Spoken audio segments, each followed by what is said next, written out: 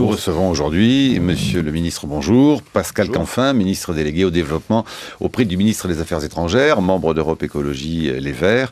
Alors après l'annonce, on va rentrer dans le vif du sujet tout de suite, même s'il y a beaucoup de sujets, nous y viendrons nous les aborderons les uns après les autres, mais enfin tout de même, on sait donc après l'annonce de François Hollande renonçant à taxer le diesel en 2014, et puis alors que le gouvernement semble peu actif à vos yeux en matière de politique écologique, les relations entre le Parti Socialiste et Europe Écologie Les Verts semblent connaître une période de tension à la veille de la conférence environnementale des 20 et 21 septembre prochains. Le maintien des ministres Verts au gouvernement est en question par les Verts eux-mêmes. Le secrétaire général d'Europe Écologie Les Verts, votre ami Pascal Durand, a lancé un ultimatum en François Hollande, le sommant d'amorcer une vraie transition énergétique, sans quoi il en tirerait les conséquences. Et quant au vote du budget, Noël Mamère également a dit, au fond, si les Verts du gouvernement votent ce budget, moi, je claquerai la porte. Quelle est, à vous, votre position? Aujourd'hui, on sait que le 11 septembre dernier, il y a quelques jours, vous vous êtes dit très surpris de cette fiscalité inchangée en 2014 sur le diesel, alors que les écologistes vous réclament qu'il soit davantage taxé. Quelle est votre attitude aujourd'hui? Est-ce que c'est une manière de dire, au fond, retenez-moi ou je fais un malheur? Non. Quelle est la question? La question vous sur le restez au diesel. gouvernement? Alors, si vous voulez que je pose la question plus large, et je répondrai sur le diesel après.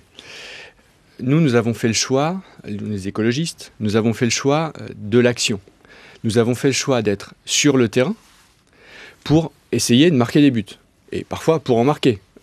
Question de l'arbitrage sur les gaz de schiste et le fait que nous ne nous engagions pas dans cette voie, ce que François Hollande a rappelé à multiples reprises, c'est pour nous un choix structurant du quinquennat. Et donc, nous avons fait le choix de l'action, du terrain, parce qu'on pense que pour gagner, faire avancer les idées, non pas pour nous-mêmes, mais parce que nous pensons que c'est utile pour la France, pour les Français, pour notre avenir individuel et collectif, eh bien, il ne fallait pas rester dans les tribunes et être simplement des commentateurs ou des remplaçants. Mais quand vous poussez les feux et que vous dites il y a 6 jours, et puis il n'y a pas seulement Pascal Durand, il y a une cascade de déclarations, maintenant ça ne peut plus durer, ça va devenir difficile, et puis qu'au bout du compte, finalement vous rentrez dans le rang, est-ce que vous ne marquez pas des buts contre votre propre camp, les écologistes? Mais on est toujours dans une sorte de tension constructive. Avec notre partenaire qui sont les socialistes. Oui, c'est une façon de voir les choses, c'est la réalité. Pourquoi? Parce qu'il y a d'une part un logiciel, une pensée, une famille politique qui est l'écologie, d'autre part les socialistes, et c'est ça qui forme aujourd'hui l'essentiel, le cœur de la majorité avec les radicaux. Si nous étions socialistes ou si les socialistes étaient écologistes, ça se saurait, il y aurait un seul grand parti. Mais non, mais si vous voulez, faut rappeler, bien, déjà, merci de bien le comprendre. Donc ça veut dire qu'il y a deux logiques politiques dans cette majorité. À partir de là, il y a sur certains sujets une approche parfaitement, immédiatement cohérente. La lutte contre les inégalités, par exemple, la lutte contre les inégalités hommes-femmes, enfin sur certains sujets, il n'y a aucun débat entre nous. Et puis il y a des sujets sur lesquels nos deux logiciels sont justement en tension. Et c'est précisément sur les sujets que vous évoquez, question de lien entre santé et environnement, le diesel, que nous posons des questions, parce qu'on est au cœur de la différence entre le logiciel écologiste et le logiciel socialiste. Non, mais ce ne sont pas des questions, Pascal Canfin, c'est un ultimatum au président de la République. Et le canard enchaîné ce matin dit qu'au fond, Pascal Durand, il va être en plus viré finalement du secrétaire général de Europe Écologie Les Verts, parce que évidemment que Hollande a été furibard, a appelé Duflot en disant c'est quoi cet ultimatum, qu'on va donc éventuellement le dégager vers les européennes à venir, et que Hollande, dit le canard, peut dormir sur ses deux oreilles, contrairement à ce que laissent penser certaines déclarations. Les écolos voteront le budget 2014. Excusez-moi. Et ce n'est pas demain la veille qui quitteront le gouvernement. Je ne suis pas sûr que le canard enchaîné soit forcément doit donner le là de l'analyse politique, sincèrement. La question, c'est, prenons le diesel.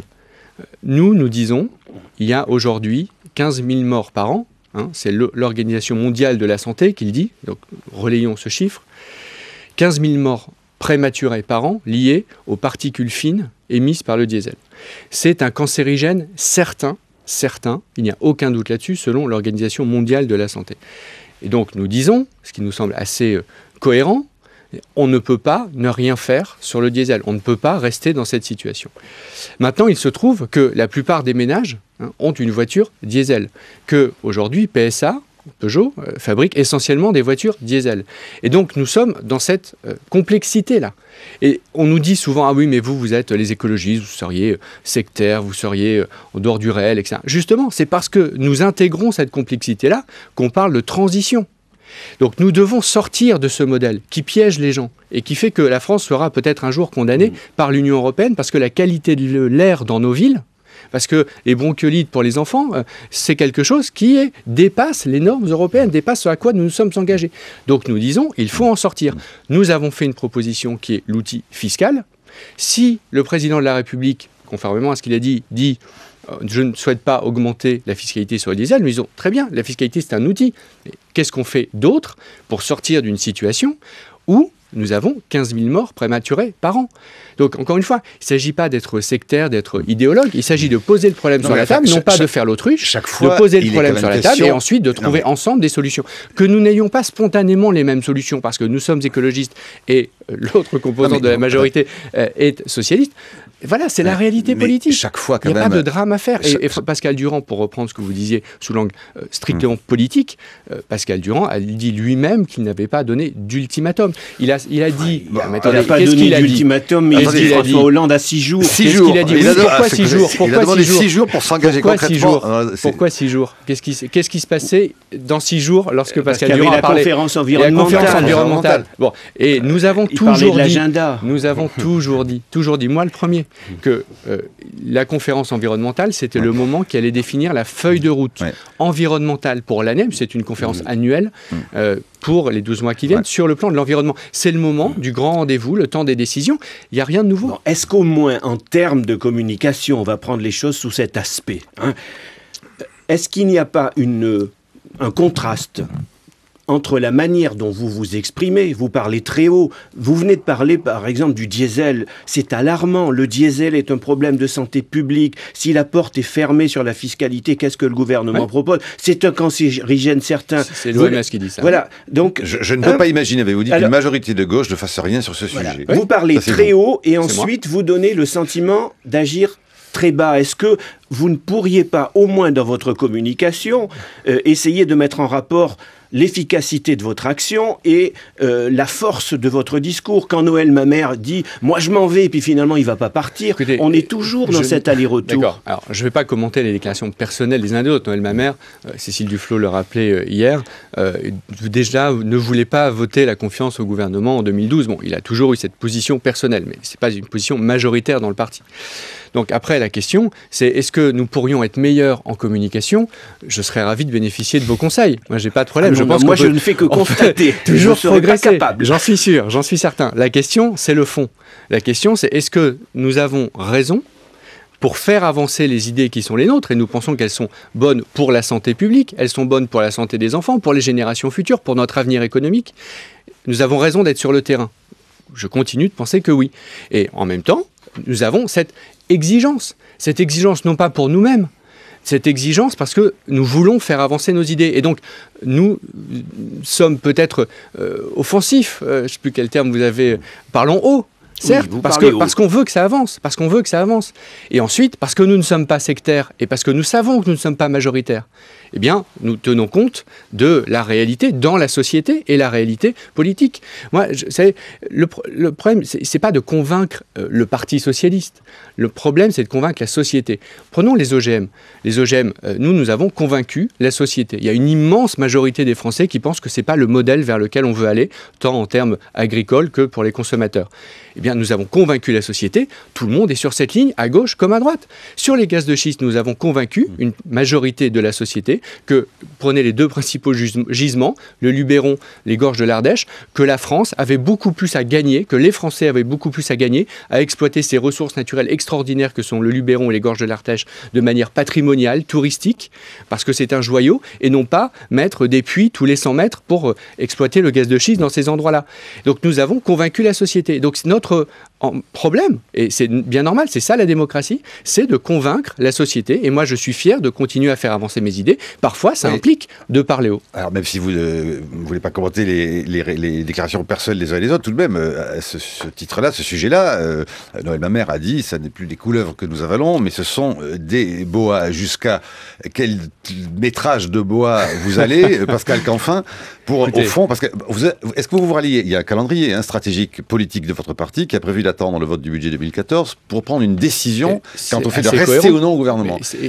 On y arrive très vite. Exactement. C'est pour ça que nous avons toujours dit. Vous savez, vous pouvez créer des fausses polémiques ou dire que. Mais non, c'est pas on a toujours dit. Mais non, mais on l'a toujours dit. On a toujours dit l'automne. L'automne, c'est le temps des décisions. Et le temps des décisions, c'est la conférence environnementale. Et au final, c'est l'acte de voter ou pas le budget qui nous engage dans la majorité.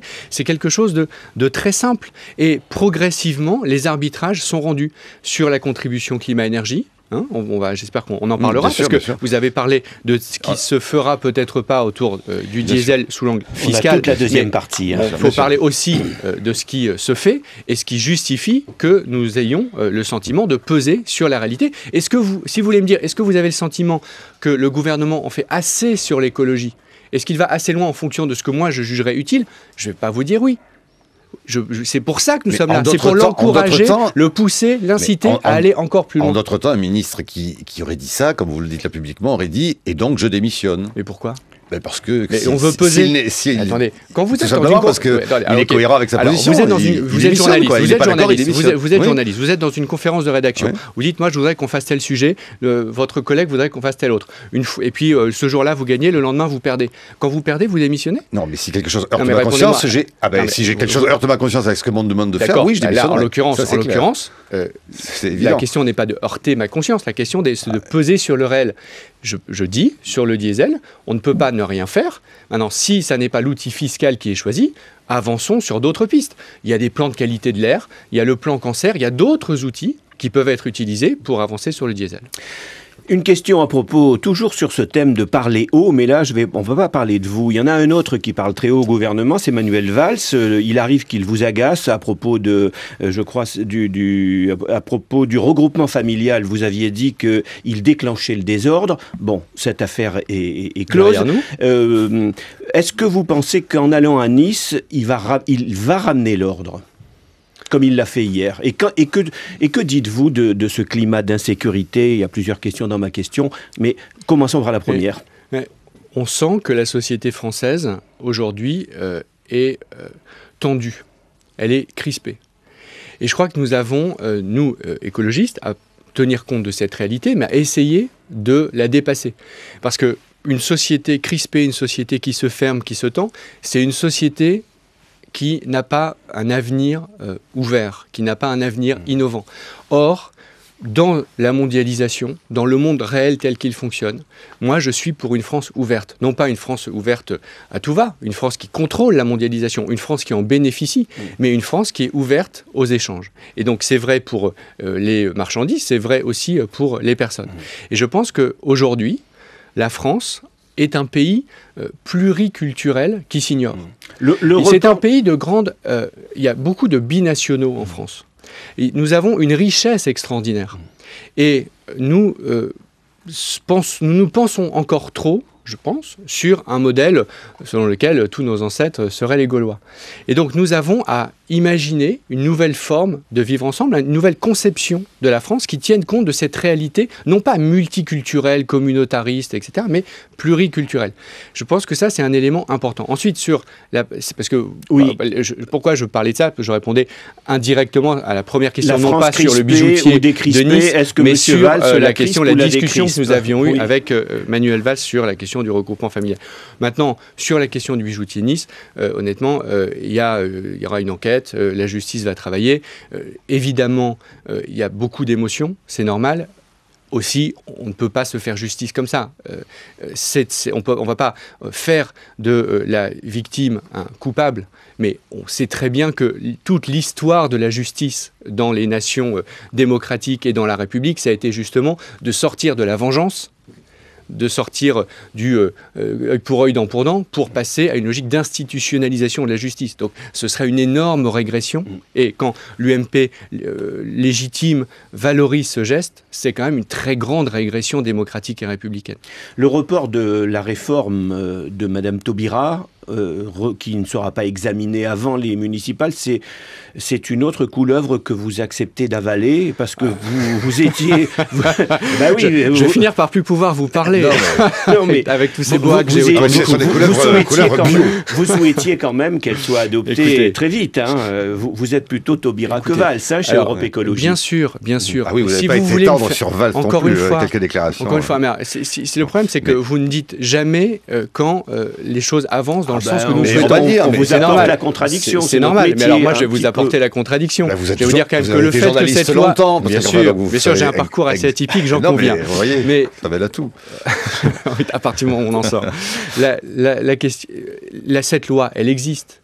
Les arbitrages qui ont été rendus sont des arbitrages qui, dans l'ensemble, nous conviennent et évidemment conviennent à Christiane Taubira. Elle est reportée de quelques mois. Si vous vous projetez à la fin du quinquennat, parce qu'en fait, nous agissons comme le président de la République sur un quinquennat. Si vous reportez à la fin du quinquennat, que cette loi soit passée en mars 2014 ou en mai 2014 ou en février 2014, quelle importance ça a?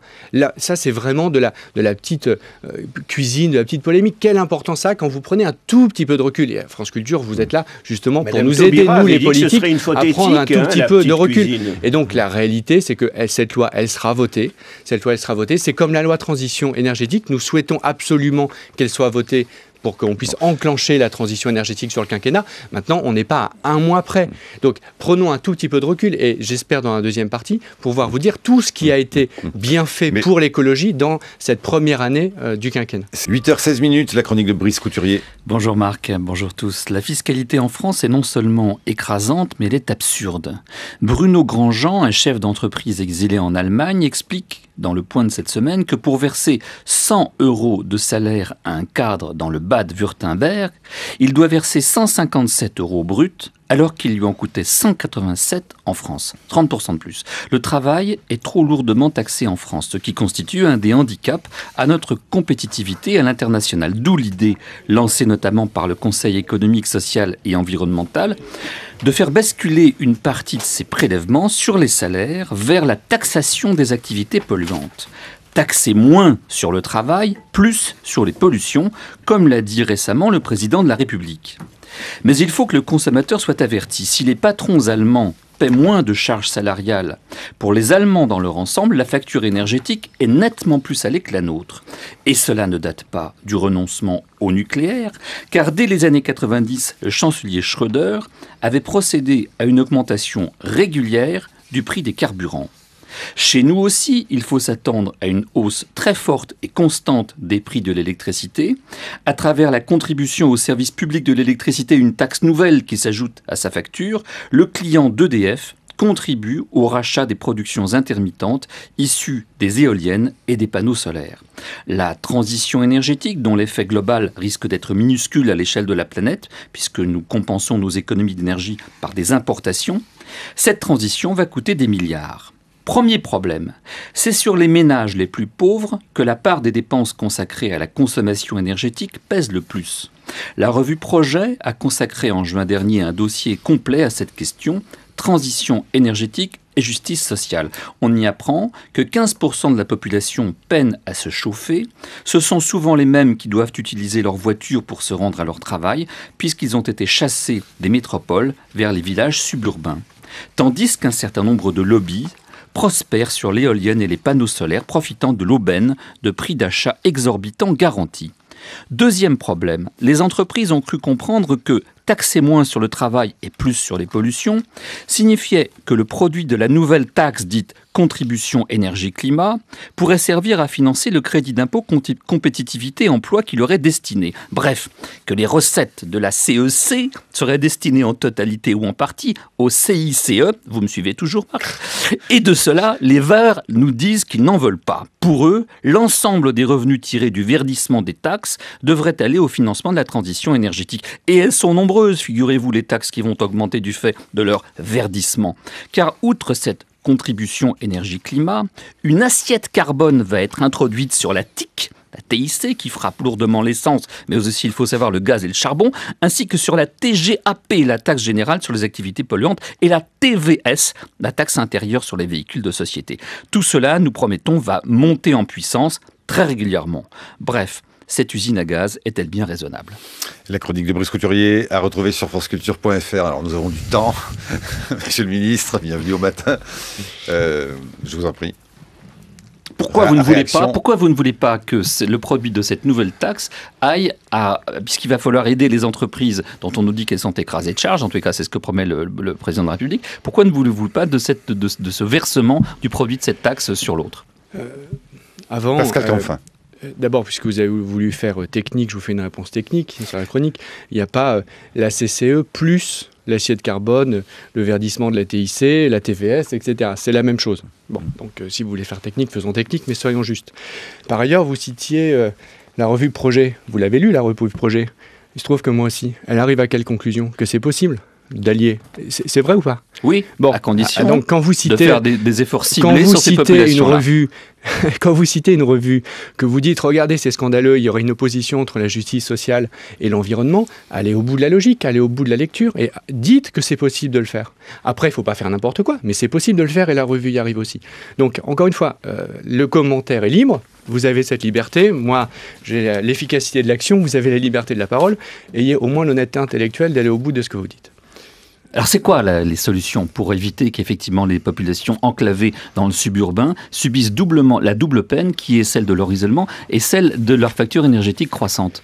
Tandis que les lobbies de ceux qui sont propriétaires de villas et qui voient des panneaux solaires leur rapporter de l'argent, eux, prospèrent sur ce système. Est-ce que c'est bien juste ? Et comment faire pour éviter qu'ils ne deviennent davantage ? Pascal Canfin. Non, c'est très bien. D'abord, ça veut dire que la question, c'est le comment. La question, elle n'est pas sur les principes, elle est sur le comment. Donc on est dans une discussion intelligente. Bien. La facture d'énergie moyenne des Français, c'était en 2011 3 000 €. En 2012, 3 200 €. Ça veut dire que nous sommes face à une augmentation inéluctable de notre facture d'énergie. Alors là, il y a deux solutions. Soit on ne fait rien, et on se dit c'est comme ça, c'est la loi du marché, vous comprenez, de toute façon, les pauvres sont chassés des centres-villes, parce que, en parlant de lobby des éoliens, excusez-moi, mais les lobbies des promoteurs immobiliers, c'est pas mal non plus. Donc on chasse les pauvres tranquillement des centres-villes, et du coup, ils ont besoin forcément de 2 voitures pour se déplacer, pour aller chercher du travail, surtout qu'ils peuvent avoir des travaux, des emplois avec des horaires décalés, parce que ce sont des salariés précaires, de travail de nuit, etc. Et donc, ils ne peuvent pas se passer autrement. Et donc, la facture énergétique augmente pour eux, et tant pis pour eux. Ben nous, on n'est pas là-dessus. La réalité, c'est celle-là aujourd'hui, pas de la faute des écologistes, mais justement parce qu'on n'a pas mené de politique pour les libérer, pour alléger la facture énergétique. Alors qu'est-ce que nous, on propose ? On propose justement, non pas de les enfoncer, on propose de les soulager, on propose de les libérer de cette contrainte qui est une contrainte imposée de fait par les non-politiques écologiques. Concrètement, lorsque vous mettez en place, par exemple, des systèmes de taxis collectifs. C'est-à-dire que notre volonté, c'est progressivement, ça prendra 5 ans, ça prendra 10 ans, parce que c'est une grande transition. Mais il faut s'engager aujourd'hui, mettre en place, par exemple, des taxis collectifs dans les zones périurbaines où il est financièrement impossible de dire on va mettre des lignes de bus ou des tramways, parce que c'est absolument pas rentable pour la collectivité. Par contre, il faut offrir une alternative aux personnes qui sont aujourd'hui complètement dépendantes, complètement prises au piège d'un système qui fait qu'aujourd'hui, ils n'ont pas d'alternative à 2 voitures et aujourd'hui une maison relativement peu isolée et donc une facture énergétique qui augmente. Donc, quand on fait un plan pour développer les taxis collectifs en zone périurbaine, on répond à ce piège, on les sort du piège. Quand on fait un plan avec Cécile Duflot et Philippe Martin, quand on fait un plan pour isoler les bâtiments, pour mettre en place ce qu'on appelle un tiers investisseur, c'est-à-dire que ces familles, elles n'ont pas la possibilité d'investir, elles n'ont pas l'épargne nécessaire. Donc, on se substitue à elles et on fait baisser leur facture énergétique en faisant en sorte que ce soit la collectivité qui investisse à leur place. Et comment la collectivité se rembourse ? Eh bien, elle se rembourse en se remboursant sur l'économie d'énergie réalisée, puisque la facture baisse. Et ça commence donc, quand, puisque ça baisse, ça coûte 30 il y a de l'argent à récupérer. D'isoler une maison. Exactement. Et donc, c'est pour ça que, par exemple, nous sommes exactement en train de travailler là-dessus. Et en Ile-de-France, puisque vous savez que nous sommes arrivés au gouvernement en 2012, mais les régionales, c'était en 2010, que les Verts, Europe Écologie Les Verts, a fait un bon score en Ile-de-France. Et il se trouve qu'en Ile-de-France, ça a pris 3 ans, mais c'est en place. Il y a une société d'économie mixte totalement innovante, c'est une première mondiale, qui se substitue aux ménages pour faire les investissements en matière d'efficacité énergétique et d'isolation de leur logement. Et donc on voit bien que ça, en plus, c'est extrêmement créateur d'emplois. On parle... C'est le CNRS, c'est pas les écologistes, puisque si c'était nous, je pense que ce serait pas crédible à vos yeux. C'est le CNRS qui dit non, allez, c'est le CNRS. On est d'accord, c'est un procès d'intention. Allons-y. CNRS dit 600 000 emplois potentiels. 600 000 emplois. Quelle autre politique peut créer en France 600 000 emplois, faire économiser du pouvoir d'achat et augmenter notre indépendance géopolitique, nous diminuer des énergies fossiles et avoir des bénéfices environnementaux évidents? Aucune autre. Allons-y. Alors la question justement de l'emploi, elle sera au cœur, elle fera partie des 5 chantiers de la conférence environnementale qui démarre dans 2 jours, 20 et 21 septembre, qui va y réunir 13 ministres, 500 participants. Ouverture bien sûr de ces 2 journées par le président de la République, le vendredi 20 au matin. 5 chantiers, disais-je: l'économie circulaire, les emplois et la transition écologique, la politique de l'eau, la biodiversité marine, la mer et les océans, et puis l'éducation à l'environnement et au développement durable. Véronique Ruberot. Oui, toujours ce souhait de François Hollande qui va ouvrir la conférence de faire de la France une nation de l'excellence environnementale. On en est loin. On a parlé effectivement d'absence de vision. On ne peut pas dire qu'il y a encore une vision très forte de l'actuel gouvernement, et aussi un problème de cohérence entre les différents acteurs. Cette conférence où on va pouvoir s'exprimer 5 minutes chaque intervenant très vite, est-ce qu'elle donne une cohérence? Comment ça se passe? Le Grenelle avait un petit peu donné cette cohérence avec une fin qui était dramatique, puisqu'on a dit on en a marre de l'environnement au bout de 5 ans. Mais est-ce que cette cohérence, elle existe quand même? Pascal Canfin. Déjà, l'exercice est très différent. Le Grenelle, c'était une fois, on réunit tout le monde, on adopte des conclusions et ensuite, on ne se réunit plus jamais. Donc là, le gouvernement a opté pour un système différent, d'une conférence annuelle. Ça veut dire que tous les ans, il y a un rendez-vous. Et c'est important parce qu'on voit bien, et la discussion d'aujourd'hui en est la preuve, que l'existence même de ce rendez-vous annuel oblige l'ensemble des acteurs à bouger, puisqu'on fait une évaluation, on fait un compte-rendu annuel, et il faut bien que les choses avancent. Donc c'est au contraire une méthode qui permet de donner des rendez-vous fixes qui font avancer les choses. Est-ce que ça avance assez vite? Est-ce que ça va assez loin? Non. On a la discussion qu'on vient d'avoir à l'instant laisse penser que moi, je voudrais que ça aille encore plus vite. Est-ce que ça va dans la bonne direction? Oui. Donc nous voulons encourager, nous voulons peser, y compris par des déclarations fortes, parce que c'est aussi comme ça qu'on fait exister le débat dans la société, mais en même temps, nous sommes, encore une fois, on nous accuse parfois d'être sectaires, hors sol, et puis après on nous dit « Ah mais regardez, vous avez avalé un bois juste pour le poste ». Il faut savoir, soit on est sectaire et idéologue, et d'un côté, soit on est opportuniste. Il se trouve que ça fait finalement 2 critiques qui s'annulent plus ou moins, parce qu'on n'est ni sectaire ni opportuniste, on est juste ambitieux, exigeant, et on veut peser sur le réel, encore une fois, parce que c'est bon pour l'emploi, 600 000 emplois, c'est bon pour le pouvoir d'achat, parce que si on ne fait rien, c'est l'explosion de la facture énergétique. C'est bon pour le porte-monnaie, ça les Français le savent. Et c'est bon pour la France, c'est bon pour la France. Est-ce que vous connaissez ce chiffre? La facture énergétique, c'est-à-dire ce que l'ensemble des entreprises et des ménages français dépensent chaque année pour acheter du gaz et du pétrole, c'est 70 milliards d'euros l'année dernière. Il y a 10 ans, c'était 20 milliards. Ça veut dire que sur 10 ans, nous consommons aujourd'hui, nous importons 50 milliards d'euros de plus. Et donc c'est une saignée sur l'économie française, c'est une saignée sur la compétitivité des entreprises, c'est une saignée sur le pouvoir d'achat des ménages. Gardons cet argent à la maison. En faisant quoi? En faisant de l'investissement dans les économies d'énergie. Parce que des investissements dans les transports en commun. On n'isole pas son logement depuis la Chine ou le Bangladesh. On ne conduit pas un bus ou un taxi collectif depuis je ne sais quelle autre région du monde. Donc ce sont des emplois non délocalisables. Il y a là un avenir, un boulevard pour une politique de gauche juste, et écologique. Véronique Reberotte. Vous allez animer une table ronde avec Stéphane Le Foll. C'est votre principal allié, j'allais dire, dans ce gouvernement. Parmi les socialistes, dont on sait que l'environnement c'est pas dans leur ADN, parce que lui, il a vraiment envie de changer les choses, de faire de l'éducation à l'environnement. Enfin, il est très motivé. Arnaud Montebourg a dit, le vrai ministre de l'écologie, c'est moi. Comme on avait dit, le vrai ministre du redressement productif, c'est Philippe Martin, le ministre de l'écologie. Très bien. Arnaud Montebourg, c'est intéressant. Parce que, vous savez, là, il y a eu la présentation de 34 grands projets industriels, travaillés avec les industriels français et avec un cabinet qui s'appelle McKinsey. Cabinet international dont vous pensez certainement que c'est une bonne source d'information. Voilà. Donc, que dit McKinsey et les travaux faits avec les industriels français? Eh bien, sur les 34 grands projets d'avenir, la moitié, non pas parce que les écologistes seraient venus faire du lobbying, mais la moitié se révèle être des projets verts. Projets sur l'efficacité énergétique, sur des nouveaux modes de transport, sur notre façon de construire la ville. Et donc, ce que ça révèle, c'est que quand on lève un tout petit peu le nez du guidon, quand on regarde la France à 10 ans, ce qu'on a fait au séminaire gouvernemental de rentrée, l'écologie, c'est une évidence. C'est une évidence, c'est juste le bon sens. Et on se dit, si on ne prend pas cette voie-là, si on reste sur le quai quand le train avance, on va perdre des batailles industrielles, on va perdre des batailles de pouvoir d'achat, on va perdre des batailles de qualité de vie. Et donc, le fait même que ça vienne du ministère du redressement productif, que ça vienne de grands cabinets de conseil américains, ça prouve que c'est une évidence partagée par ceux qui n'ont pas forcément cette ambition écologique que nous avons en tant qu'écologistes politiques. Et donc, allons-y. Reste que pendant le débat sur la transition énergétique, on a quand même beaucoup parlé, alors là il y avait tout le monde, mais nucléaire, quand même gaz de schiste, parce que même si il se passera rien pendant le quinquennat, on sait que c'est pas complètement abandonné cette affaire, et que les industriels travaillent sur autre chose que la fracturation hydraulique qu'ils appellent désormais massage des roches. Est-ce que voilà, on voit bien que tout ça n'est pas complètement abandonné et que le gouvernement n'a pas forcément tourné la page non plus. Pascal Canfin. Oui, mais cette grande politique énergétique, cette grande transition énergétique, effectivement, elle va se traduire dans une loi en 2014.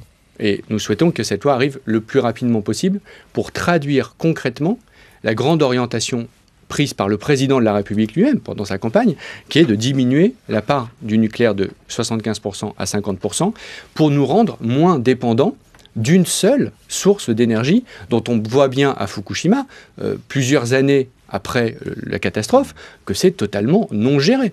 Je veux dire, tout ce qui sort aujourd'hui est complètement dramatique en termes d'opacité, d'incapacité technique, pourtant un pays parmi les plus développés au monde à gérer. Bon. Donc on voit bien qu'on doit progressivement être en capacité de se passer du nucléaire. Ça prend évidemment du temps. On a mis 20 à 30 ans à faire en sorte qu'on passe du nucléaire à de zéro et on arrive à une dépendance totale à 80% de notre électricité produite vient du nucléaire. On mettra 20 à 30 ans pour en sortir. C'est normal, on peut pas il ne s'agit pas de claquer des doigts, mais il faut engager ce processus et ce processus, on doit l'engager dès 2014. Ce schiste, c'est quand même un arbitrage extraordinairement important qui a été rendu par le président de la République en faveur de cette transition. Puisqu'il a dit il n'y aura pas d'exploitation des gaz de schiste sous mon quinquennat. Donc je crois là encore, puisqu'on revient sur la première partie de l'interview sur les aspects plus politiques, c'est un élément structurant, un choix structurant. Et encore une fois, c'est un choix écologique, c'est aussi un choix de bon sens.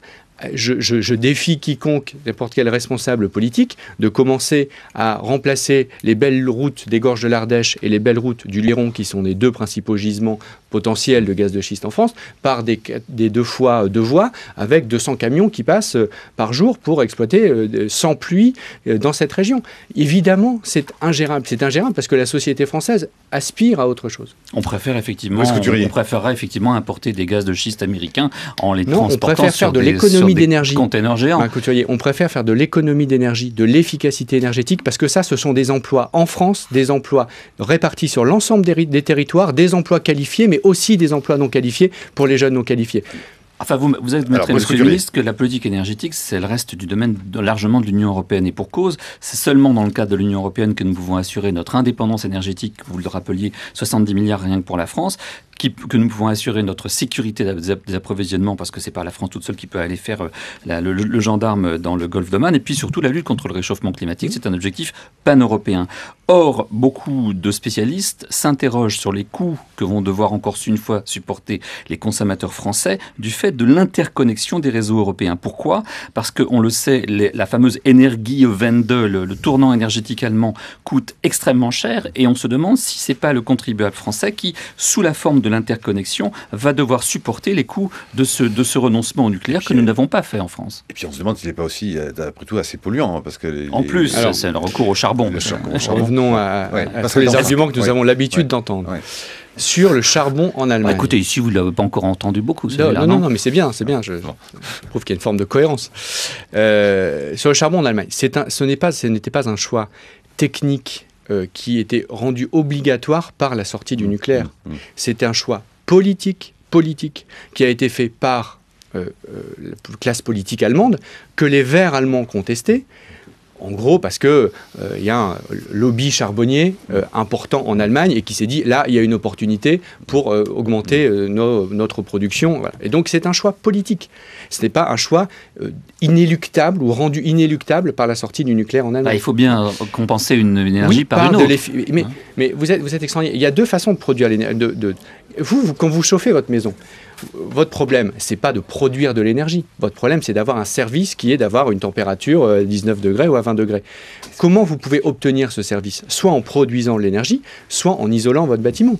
Donc, l'efficacité énergétique, l'économie d'énergie, et dans économie d'énergie, il y a économie, donc c'est bon pour le pouvoir d'achat, eh bien, c'est une autre façon de faire cette transition. Et c'est ça notre priorité, c'est ça sur quoi nous mettons absolument les coûts de l'interconnexion. Est-ce que le consommateur français va payer pour l'Allemagne ?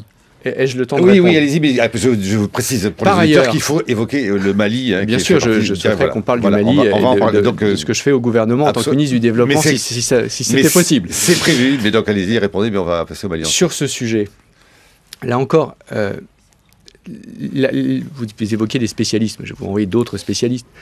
Pendant la campagne présidentielle, beaucoup de think tanks ont cherché à quantifier combien va coûter les scénarios énergétiques, qui était celui de Nicolas Sarkozy, qui était celui du président Hollande. On arrivait au final exactement à la même chose. Pourquoi ? Parce que les centrales nucléaires qui sont aujourd'hui en place, elles arrivent en fin de vie. Et donc, il faut les remplacer. Donc, vous les remplacez en investissant. Et ça coûte des euros. Et si vous ne les remplacez pas, ces centrales nucléaires, vous les remplacez par autre chose, de l'efficacité énergétique, de l'investissement dans l'isolation des bâtiments, dans les renouvelables. Et ça vous coûte de l'argent aussi, évidemment. Évidemment, on ne va pas vous dire le contraire. Sauf qu'à la fin, la facture, c'est la même.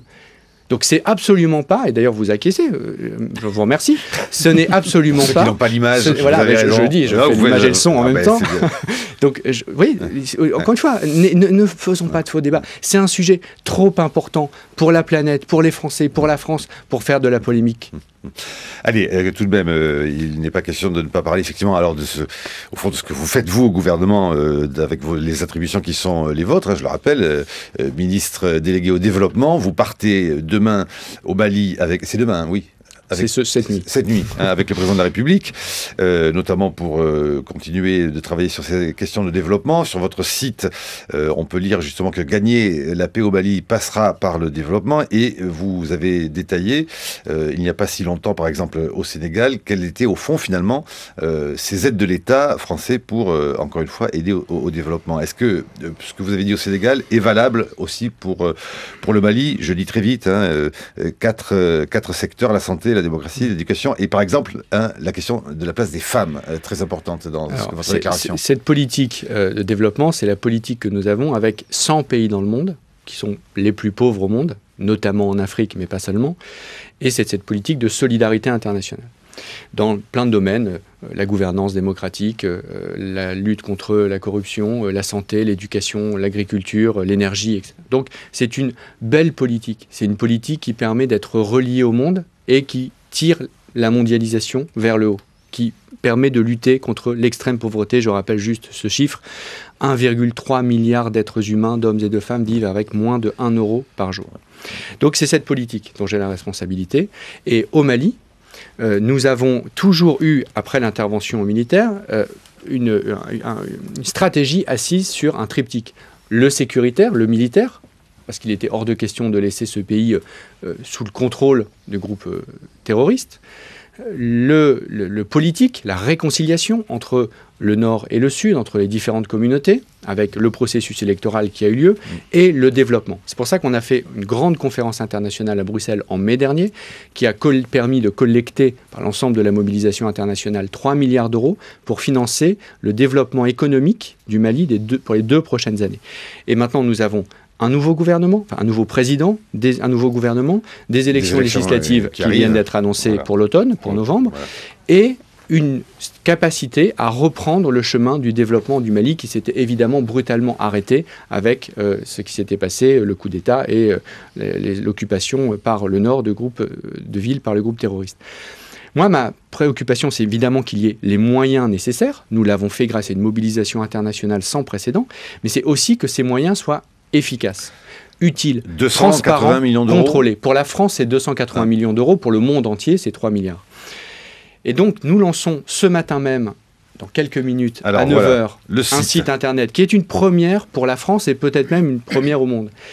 L'ensemble des projets que la France va financer sur ces 280 millions d'euros dans les 2 prochaines années, mais certains d'entre eux ont déjà commencé, bien évidemment, sera sur un site internet diplomatie.gouv.fr. Et chaque Français, chaque Malien pourra regarder ce que la France finance, pourra dire, voilà, la France finance tel centre de santé communautaire dans tel village, telle école dans tel autre, telle station de pompage à Gao ou à Tombouctou.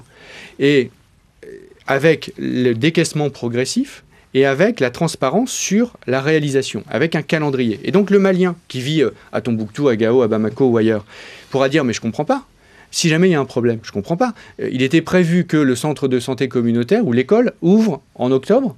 On est en septembre, il ne s'est rien passé, je ne vois rien venir, etc. Le maire de cette commune pourra à ce moment-là nous appeler, par mail, par SMS, vous dire, SMS au Mali, il y a 10 millions de téléphones portables au Mali, hein, et, tout le monde pourra en trouver un pour envoyer un SMS, il n'y a pas de problème. Sur le site de l'ambassade de France, à Bamako, et à ce moment-là, on remonte la chaîne pour voir si c'est un problème normal, un retard, ça arrive partout, y compris chez nous, ou s'il y a un problème plus grave, par exemple, de corruption.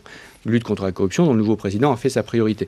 Donc, vous voyez, ça, c'est quelque chose qui rénove en profondeur les pratiques et qui rénove notre politique de développement. Et moi, je suis fier d'être le ministre qui, je pense, tourne la page d'une politique qui a ses origines dans la gestion de la décolonisation et de notre empire colonial. Et maintenant, on est en train non plus de faire de cette politique un simple héritage du passé, mais de la tourner vers l'avenir, vers le 21e siècle. Moi, ça me paraît un peu gadget. C'est pas plus simple d'envoyer des gens vérifier que le travail se fait. On a vous savez quelle est la taille du Mali, enfin la superficie du Mali.